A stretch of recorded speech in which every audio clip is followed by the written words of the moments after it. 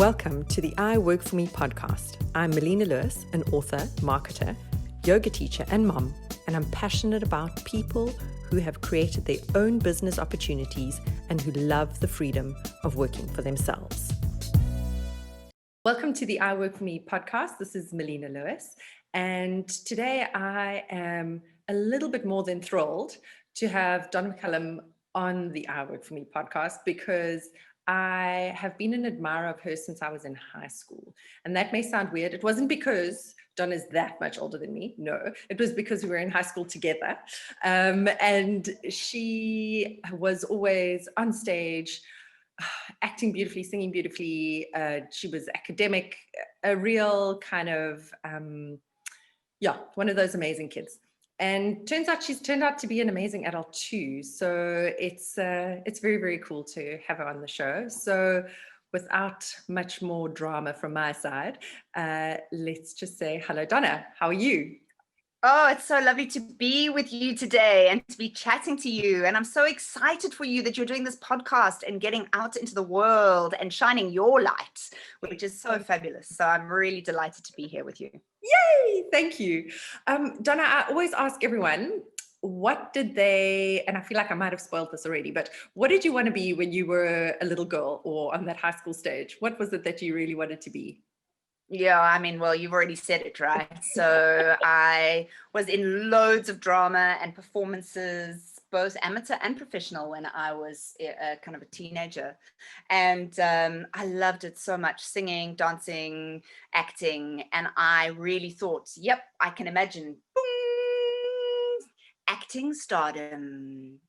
And then when I was about 16, I sat down with my father, and as you said in the intro, I had done well at school academically as well. And I sat down with my father and he said, okay, what do you want to study? You know, what do you want to be when you grow up? You know, that question that parents ask, like, what do you want to study and what are you going to do? And I said to him, no, I don't think I'm going to go to university. I am going to be an actress. And he looked at me and he said, do you really want to be an actress / waitress for the rest of your life? Ouch. And so I know now in hindsight that he was really just being a parent and trying to protect me, you know, from what can be quite an unstable profession. However, and from his perspective, and so instead of pursuing drama and acting, which was where my real desire was at that stage, I studied business finance. Wow. I did a business science degree and studied business finance. And I found the degree so dry that within 2 weeks of getting to university, I joined UCT Radio, so that I could become a DJ and start, have these outlets, because it was just so clear for me that that's where the passion was and that's where the desire was. Yeah. So yeah, that's what I wanted to be when I was little. When you were little. And how is that? I mean, I know how it's played out, but how has the combination of finance and the desire to be on the stage, how has that merged to who you are today? And what is it that you're doing? Yeah, so one of the things that I absolutely marvel at is how those passions have all come together. So I am now known as the fairy godmother. And what I do is I help people get clear on their dreams and goals and vision for their life. And I help and support them to make it happen. And it's been a journey of over 15 years. I started fairy godmothering in 2005. At that time, I had this big vision of being a fairy godmother. I had no idea what that meant, what that looked like. I had this crazy epiphany experience on a night bus in South America, but I just had this desire, and there was no parental voice to say, don't do it. Although my mother did think I was crazy at the time. And I just decided I'm going to be a fairy godmother. And what that has morphed into over a 15-year fairy godmothering career is that I started to run workshops, retreats, seminars. Initially, I started to teach people about their dreams, their goals, their visions, and how to make that happen. Right. The majority of my clients are women, and I've been privileged now to have over 17,000 people from 45 countries around the world do my work. Wow. And so the majority of my clients are women. And one of the things that I found after teaching women about their dreams and goals and visions and seeing them start to actualize it is that there were a huge amount of my clients that had blocks around money and finance, and like, oh, I can't live my dreams and goals because what about the bills? And I can't ask for my value, and I can't ask for my worth. And how do I turn this passion of mine into something that makes money?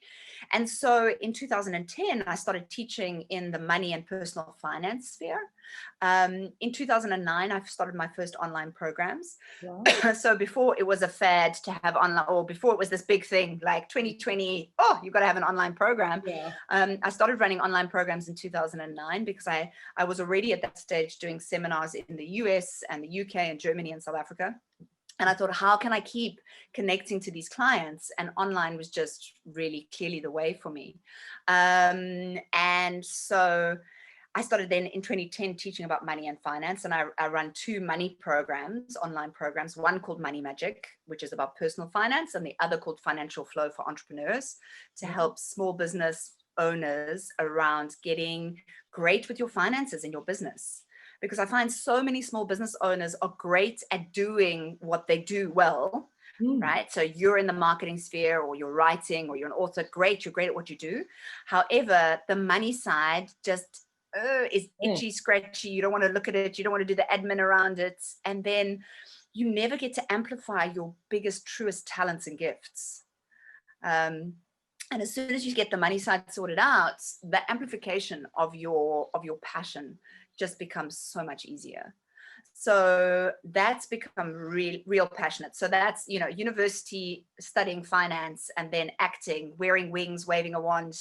Here's my wand, being a fairy godmother, doing seminars, doing talks in companies, doing talks, I think the biggest talk I did was for about 15,000 people at Durban Stadium. I mean, just crazy for a Women's Day event. It was just so like, suddenly the actress in me was like, woohoo! And no waitress. And no way. Oh, I waitressed, but in my early years when I was 18, and that didn't last for very long. It was fun, but it didn't last for very long. And then subsequently in 2018, 2019, I've just developed my next body of work, which I'm so excited about. And that is really how to align body, mind, and soul to stay in ease and well-being and abundance, or to move and shift into ease and well-being and abundance. And so that's a more holistic teaching. And so those are the 3 areas that I teach in: dreams and goals and vision, your money, and being in great ease, well-being, and abundance. I mean, it's almost, I want to say, like, is there anything else, like that covers most of what one is constantly working on to try and get right, and it covers everything. I do just want to kind of take a step back and just ask you a little bit, because I know, people who are interested in starting their business or are entrepreneurs themselves, they would be curious about your Money Matters for entrepreneurs. Can you tell us a little bit, like just a synopsis of that course, and who's it ideal for? Yeah, so it is a 7-week program, and it's absolutely ideal for small business owners. And when I say small, I think probably the biggest turnover business that I've had go through that program has been a 30 or 35 million rand business. But I've also had people go through the program who have a few 100,000 business, right? So it's not, it's not big leagues. Most people who do it are, so I often attract people, because of the kind of fairy godmother brand, I often attract people who are creatives, who connect into that kind of feel, like being a fairy godmother. So, you know, I've had everyone from photographers to architects to a lot of people in the kind of more creative side who are like, I'm not good with money, but I'm a fabulous architect. Yeah. I've had lawyers do it. I've had coaches, healers, yeah, all sorts. And the idea with that program is to really put the spotlight on money in your business, because most people are so focused on the work of their business. Oh, I'm an architect, so I create plans, I draw beautiful drawings of people's houses, I consult, I'm on site, etc. But no one has ever taught us about money. And so if you consider it, in our schools, we weren't taught about money. Most of us learned about money from our parents. And unfortunately, for most of us, our parents weren't great with money, right? They had disempowering money beliefs. They were in scarcity stuff. They argued about money. I mean, we've all got stories about, you know, the negative stuff that our parents taught us or told us about money. And so, you know, so many people I see are so great at the work that they do, but they really get stuck on their entrepreneurial journey because they don't get how money works. And money is the most amazing energy. When you learn how it works and how to work it, your business can completely transform, your life can completely transform. Yeah. And you know, the first thing, you know, so many entrepreneurs are on what I call this roller coaster of entrepreneurship. So, you know, money comes in and there's a windfall and yay, everything's fabulous. And then, oh my goodness, there's no money. And this is ups and downs and these inconsistencies and these uncertainties. And it doesn't have to be that way. It really doesn't. But the simple thing to do is to learn how to work with money. Yeah. Absolutely. And do you also work with kind of like, you know, in terms of money management, do you go into like the nitty gritty, or is that like for accountants, or is the work that you do more around kind of money energy? Great question. It's a great question. So I am a big believer in looking at everything holistically. Okay. So there are some courses out there that just do money beliefs or the energy of money. And there are other courses that do budgeting and cash flow and income statements and profit and loss and balance sheets and etc. Right? And some of you, when you hear me saying those things, think, oh my gosh, I don't even know what that means. Oh, please, I don't want to even think about it. Right? So my programs, both the Money Magic for personal finance and the Financial Flow for entrepreneurs, cover the mental side of money, the psychology of money, because unless you get your mind and your beliefs right around money, nothing else is going to shift. Right. Yeah. Unless you get into great relationship with money and actually want to work on money stuff, you're not going to. The next thing we do is we look at the emotions around money, because, Melina, money is the most unspoken about and taboo subject in our society. Yeah. You are more likely to speak to a friend about a one-night stand you had last night than you are ever to discuss like how much money your business earns, what salary you have, how much debt you're in, what investments you have. Like, people just don't speak about it. And because it's untalked about, most people are walking around thinking they're the only one who doesn't know or feels stupid when it comes to money.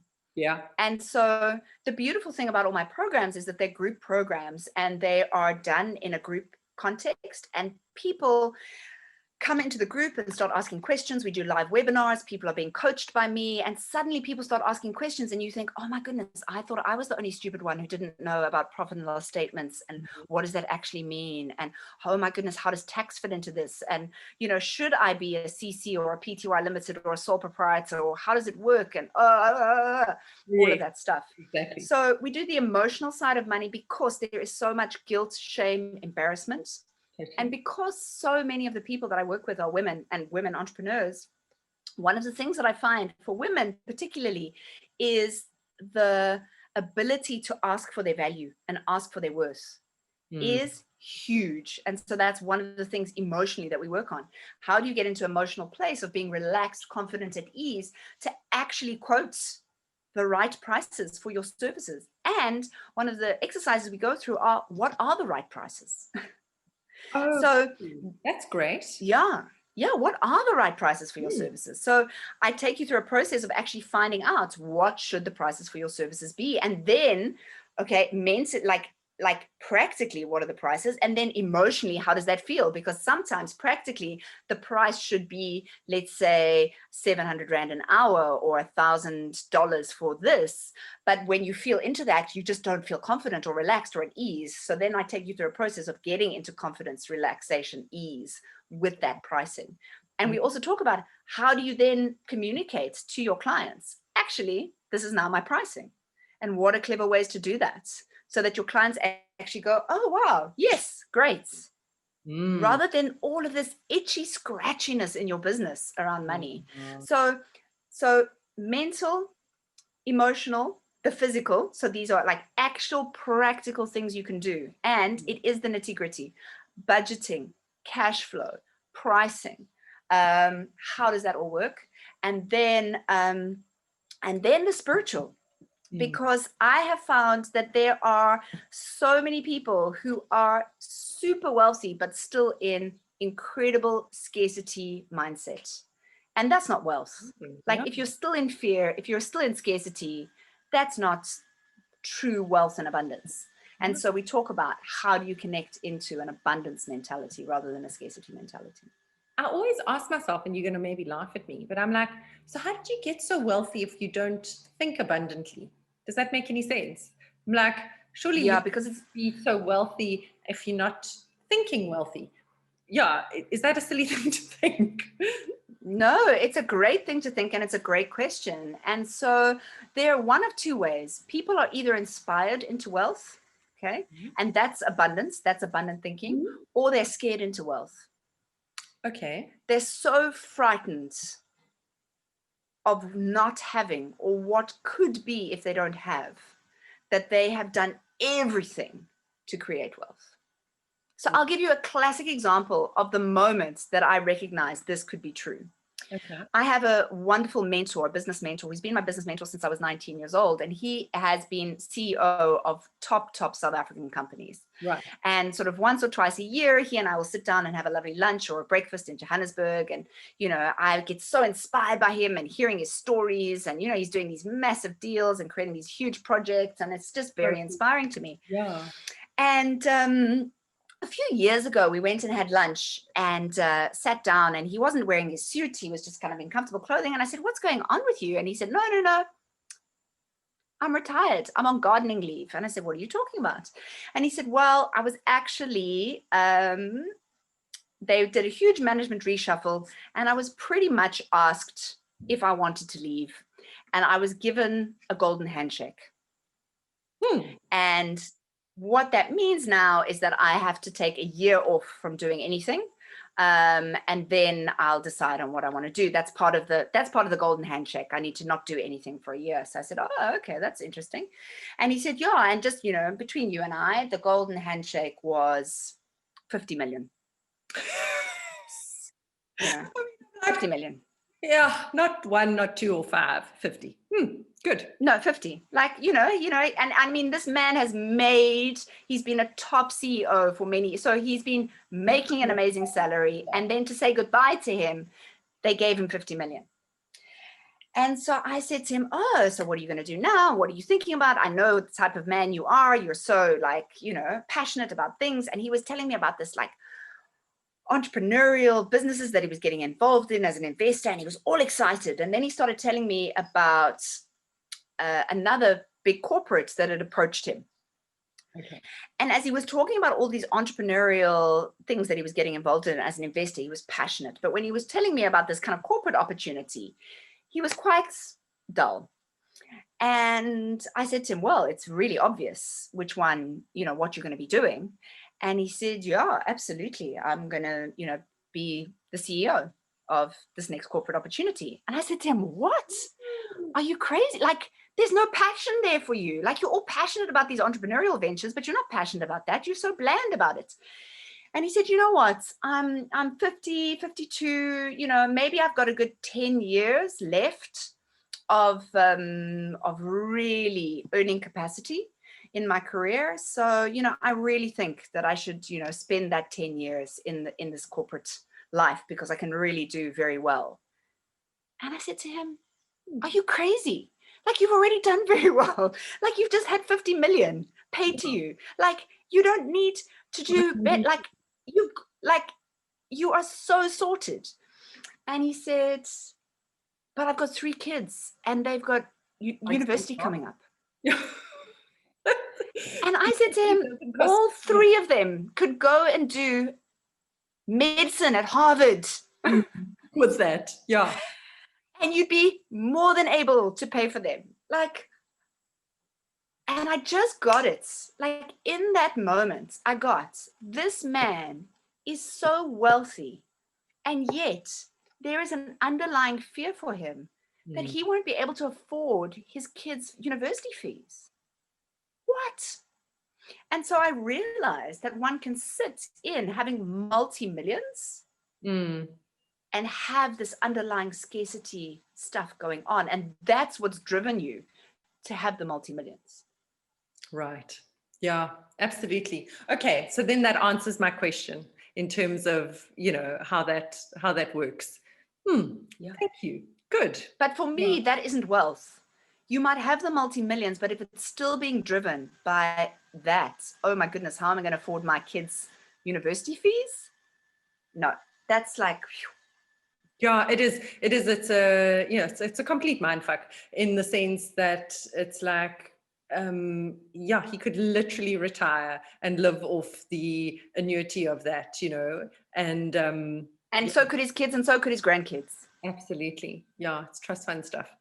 Well, yeah, that's really, really interesting. And that kind of, I suppose, shows us how warped and demented our thoughts around money are, no matter where we sit in the space. So I think that your workshops are really about kind of unpacking all that stuff. Am I right? Completely. And then kind of seeing, you know, what's at your core. Why can't you make that other call? Why did you kind of almost stuff up that deal? You know, all that kind of stuff sits in our dodgy money beliefs.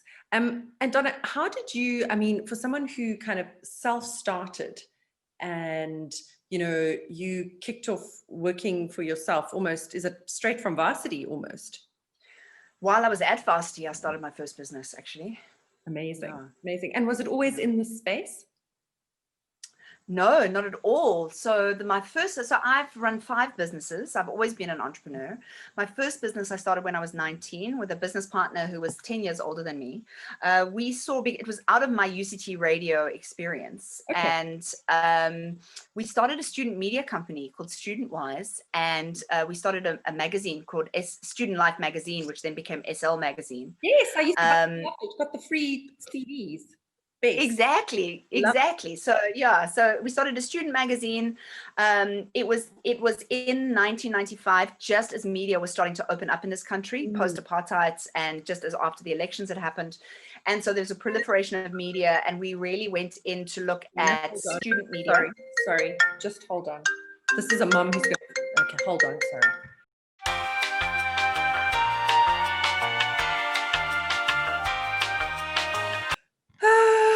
Okay, where were we? Yes, okay, so SL Magazine. Yes, you'd started that, and then? Yeah, I started my first business when I was 19, and it was a media business. It came out of my UCT radio experience, and I started it with a partner who was 10 years older than me, and I was very blessed to have him as a partner and a mentor. He taught me so much about business, and he was so gung-ho, and we started a media business. It was just as South Africa was coming out of apartheid and media proliferation was starting. We started a student magazine called Student Life, and then it became SL. We started doing advertising on all campus radio stations. We started advertising on campus newspapers and campus billboards, and so really started niching into the student market. It was a really great business, and I ran that for 3 years while still doing my degree, and then sold it. And then, that was a media and marketing business. I then went traveling around the world for a year. Great. I actually burnt out very badly, Okay. which was part of the reason why I kind of left that business and sold out. Because despite the fact that it had been super successful, it was just exhausting. And I had the tendency in my 20s to be an incredible workaholic. It was the main addiction of my 20s. Okay. And then I went traveling for a year. And while I was traveling, I started reading about this internet thing that, people who were in their 20s were making gajillions of dollars with. And I thought, that's amazing. That sounds like me. And so I jumped on a plane when I came back from traveling and headed off to Silicon Valley, to San Francisco. I joined a startup team for an internet startup. We raised $2.5 million. We then, over the process of a year and a bit, lost $2.5 million. So that was in like 99, just coming into 2000. So that was the big like bubble. It's a big like 98 and 99 tech bubble and then bust. So we were part of the bubble and bust, which was a fascinating time to be an entrepreneur in the heart of where crazy entrepreneur land was going. And I remember when Google launched, us being in our office, like our whole little team going, what is this? And why is there no advertising? And like, these guys don't have a good plan for their business. Like there's no advertising anywhere. And us all being incredulous, but it was such an amazing time to be, in Silicon Valley, in San Francisco as an entrepreneur, seeing that kind of stuff happen and seeing the crazy happen. And the levels of craziness that entrepreneurship can go to, and pioneering and innovation, which is always awesome for me. Then I came back and started another business, which was also in IT. And this time I put my own money into it. And then that was a disaster as well. And I learned a very valuable lesson in that one. That one lasted only about 7 or 8 months, but I learned a very valuable lesson, which was really follow your passion and do what you love. And IT wasn't the love. I was following the IT sphere for the money, not for the love. I was like, this is where the money is. And then at that stage, I was 24 with one successful business and 2 disasters in my head. And I was crying my eyes out, feeling like this ridiculous failure. And my mother said, please, please, please, just get a real job. Just like get some stability, just get a real job. And I thought, okay, let me get a real job. And I went for a few job interviews, but I just like, there was no ways I was going to get a real job. And so I started the next business. And the next business was a marketing business. And it came out of my passion for marketing and then also seeing what I'd seen in San Francisco around where technology was going and how that would enable marketing. So it was a time in South Africa before people knew about building databases, building email lists, sending emails, etc., which now is so like, oh, of course you've got to do that. Yeah. But in 2000, no one was thinking like that. No. And we just were in I started with a business partner and we were in absolutely the right place at the right time for tobacco that was going into what was called a dark market. So they were no longer allowed to advertise on billboards or on radio, on sponsoring sports events. Remember Benson and Hedges cricket and all of those things. Yeah, so they were no longer allowed to do that. And they actually had no idea what they were going to do. And we were just in the right place at the right time and picked up British American Tobacco as our first big major client. And then moved into doing work on alcohol as well, because the threat of that was happening for alcohol. Life insurance companies, big, Investec, some big asset management companies. And so really picked up this beautiful array of big blue chip clients.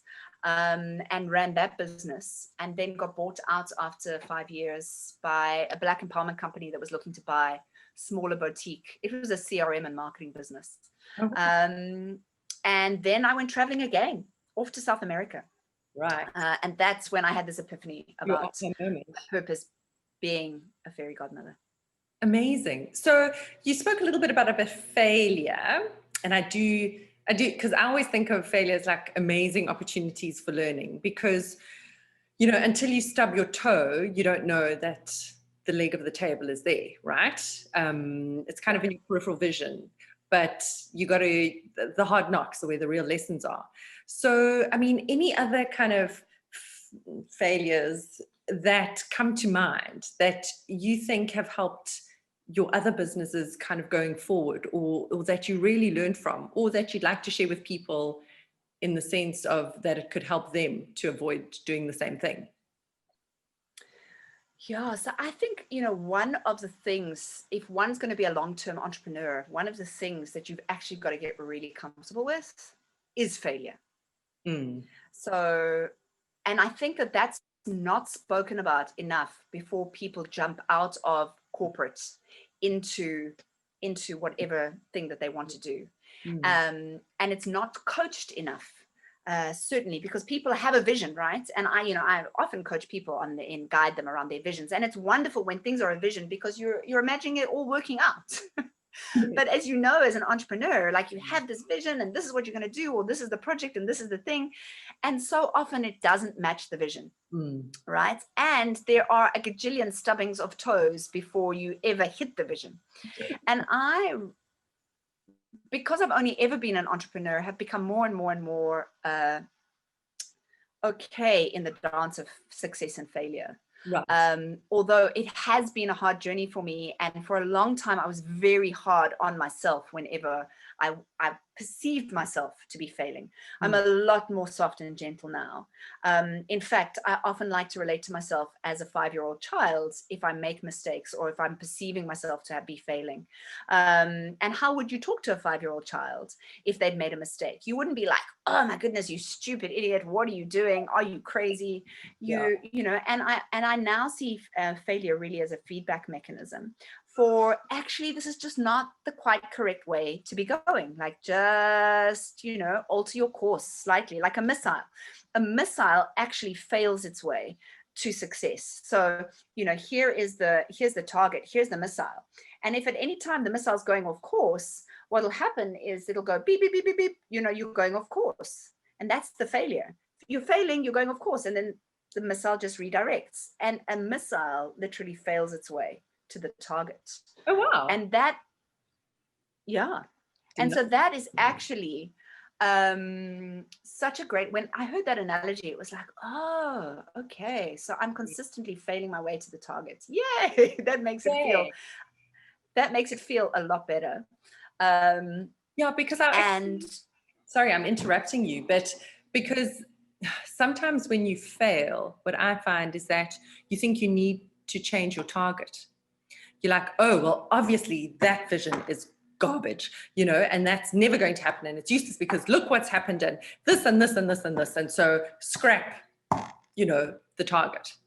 Yeah. And if you think of it in that sense, you think, okay, wait, we're going to get there. We're just going via China, you know, as they say. So I like that. And this is one of the things that I teach in my dreams and goals and vision work is don't change the target. And I give people tools of how to continue holding onto the vision, even when reality looks like you're failing dismally. In fact, reality is absolutely the worst measure of whether your dream is coming true. And in fact, reality and your dream will only match up at the moment that it comes true. Up until then, it will consistently look like it's not happening. It's only in the moment that it happens. So, you know, so we've got this really terrible notion that we've been taught that we need to keep looking at reality as the scoreboard about whether we are making progress or moving forward. And it is one of the absolute worst measures. And this is one of the things that I teach. And I teach how to lean into faith and trust, and how to go back into the visioning process, the feeling, the core desires, the feelings of that vision, so that you can reignite that to continue your path rather than giving up on the vision. Because so many people do. And that's one of the reasons why so many people don't reach their dreams and goals, because they come up against the first or second or third challenge and then think, oh my goodness, absolutely, as you said, it's the vision that's the problem. It's the dream. I'm a dreamer. This is ridiculous. And then they ditch it. Yes. And I mean, I must say, I've had that a little bit overshare. I've had that feeling this week where I was just like, oh no, really, this writing of book story is for the birds. It's such a joke. And I look at reality, which is sales in my world. And, you know, you get lovely responses. It's, you know, you get lovely feedback. People love your work, But at the end of the day, you still turn around and look at, you know, well, so what does that really mean? And you look at like sales figures and what's sitting in the bank account. And then you're like, oh no, this is a joke, you know? And so I love what you teach. I feel like a little bit more faith could go a long way, right? It does. It does. Could you give us an example of how you've worked with someone and how that has panned out, just so that, you know, we can maybe talk about an example of a person, how leaning into faith and belief and that lovely feeling of success, how that has worked for someone when they wanted to give up. Yeah, I mean, I have worked with so many people and I have so many amazing stories of, just incredible success stories. So I have clients that I worked with who came to me, and I'm going to do this particularly in a business context because most of your listeners are entrepreneurs. Yeah. And she had been running her business for about 5 years. And she had built up a lovely business. It was a marketing and social development consulting business, and she built up this beautiful business, and things were going great. And she had lovely clients, and she had a whole team of staff members. And she had a really bad second pregnancy, so much so that she ended up in hospital, and she was in hospital and hospitalized for the last 4 months of her pregnancy. And then her baba was born a bit early, and so it was just a tumultuous time. And because she was the kingpin of her business and the real personality of her business and the people and the person that her clients wanted to work with, her business fell apart. Oh no. As she was going through this process. And she came to my work just after she'd been through this. And her second child was just starting to get better. And she came to my work and she did a visioning process with me. She did my Growing Wings program, which at that stage was a 12-week program. I now run a program called Dreams and Goals with Soul, which is an updated version of that. And she got clear on her vision and recommitted to her vision of building a business. She'd had to retrench all her staff. She'd had to do all of that. So once she got recommitted to the vision, once she got those core desired feelings, she then committed to, and I help people create what I call a wildly improbable goal. So this is something that ignites you, delights you, excites you, and terrifies you all at the same time. Okay? Oh, I love and that. She created a wildly improbable goal that her business would turn over 10 million rand. Okay. By the time she came to me, her business was at 1 million rand in debt. Okay.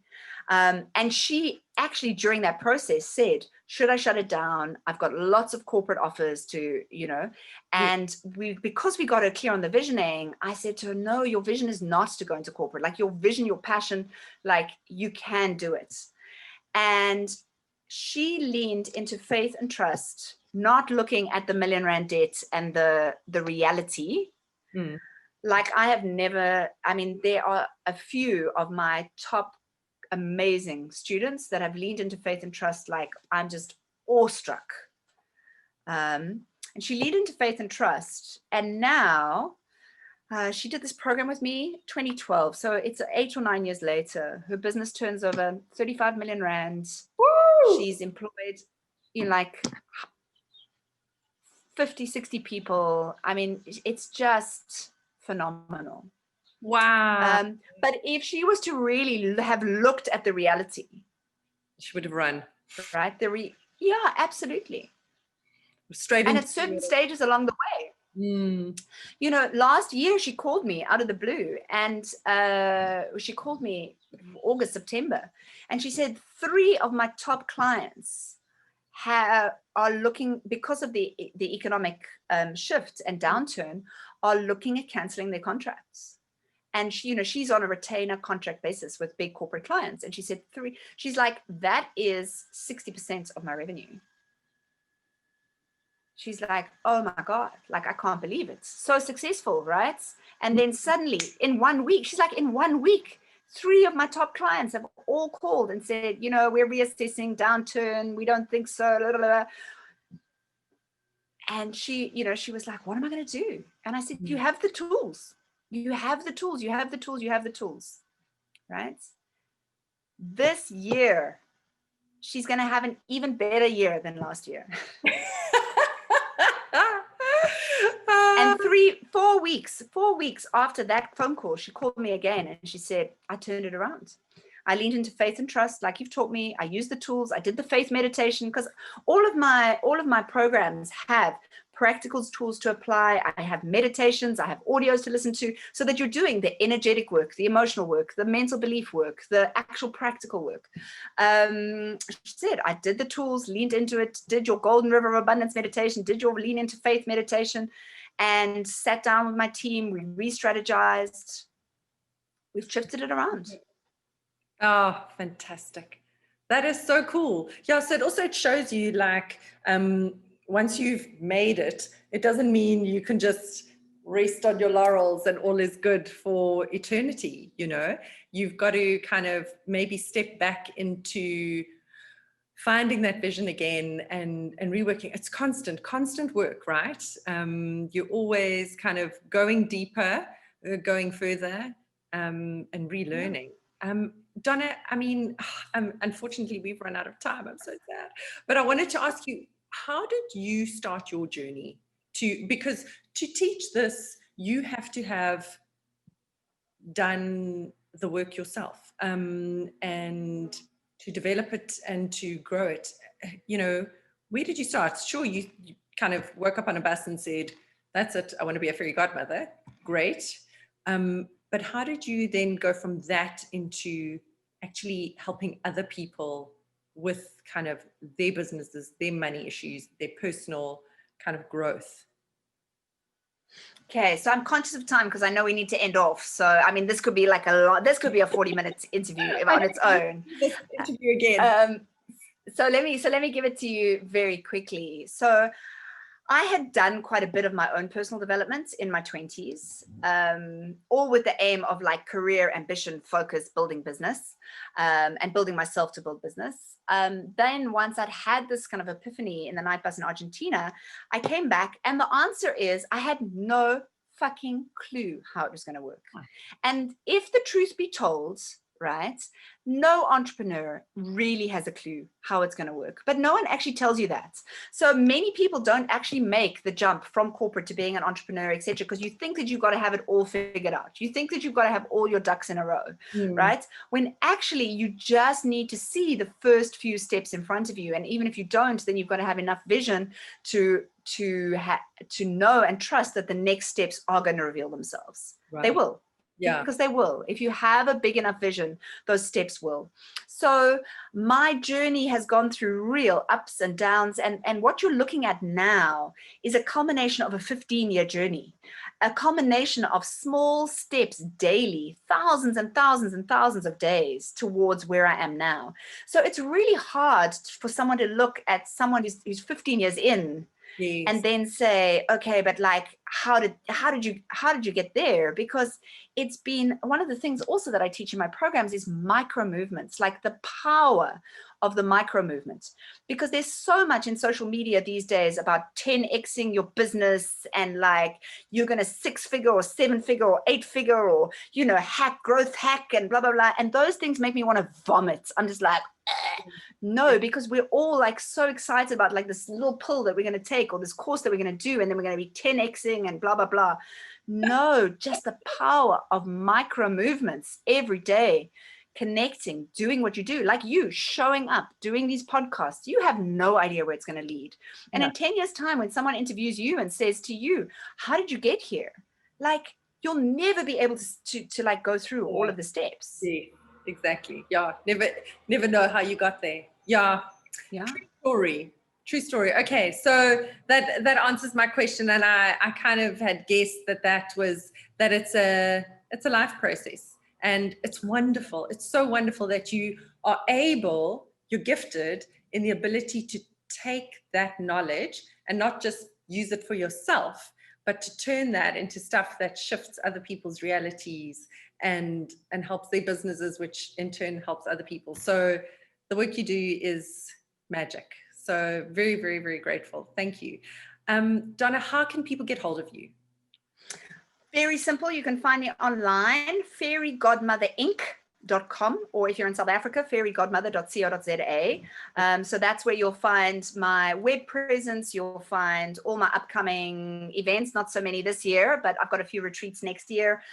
Also all my online programs. Also on that website, fairygodmotherinc.com, INC, or fairygodmother.co.za, you will also find lots of free resources, free meditations, ebooks, audios. So please go on, please download, please use them, videos, blog posts. You can also find me on Facebook, Donna McCallum, Fairy Godmother, and on Instagram, I am at Flowing Fairy Godmother, and on LinkedIn, Donna McCallum.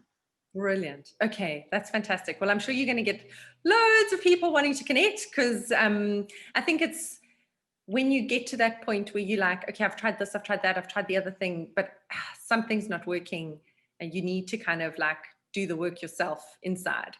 That's where it really starts shifting. So thank you so much for being on the show. I'm honored, and I hope that we'll chat soon again.